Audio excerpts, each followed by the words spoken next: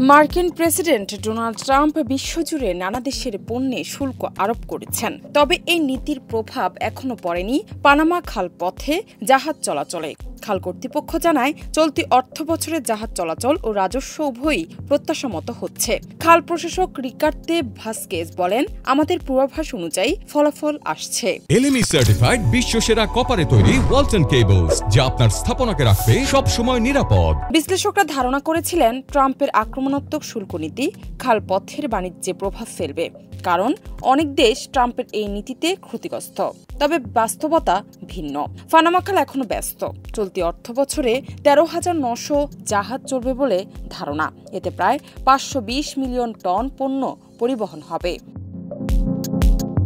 Panama খাল কর্তৃপক্ষ বলছে, $5.6 বিলিয়ন রেকর্ড রাজস্ব আসবে। এটি গত বছরের তুলনায় 12.7% বেশি।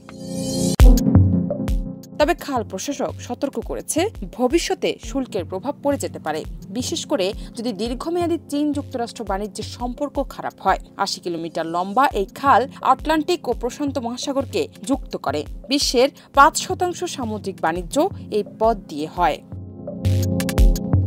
খালটি 170টিরও বেশি দেশের 1900 বন্দরকে সেবা দেয়। চীন, জাপান, দক্ষিণ কোরিয়ার পণ্য সহজেই যুক্তরাষ্ট্রে পৌঁছাতে খালটি গুরুত্বপূর্ণ। এদিকে চলতি সপ্তাহে চীন যুক্তরাষ্ট্র শুল্ক স্থগিত করেছে 90 দিনের জন্য। এই সময়ের মধ্যে আলোচনা হলে কিছুটা স্থিতিশীলতা আসতে পারে। বিশ্ব বাণিজ্য পরিস্থিতি এখনও অনিশ্চিত, তবু পানামা খাল আপাতত টিকে আছে সেই চাপের বাইরে।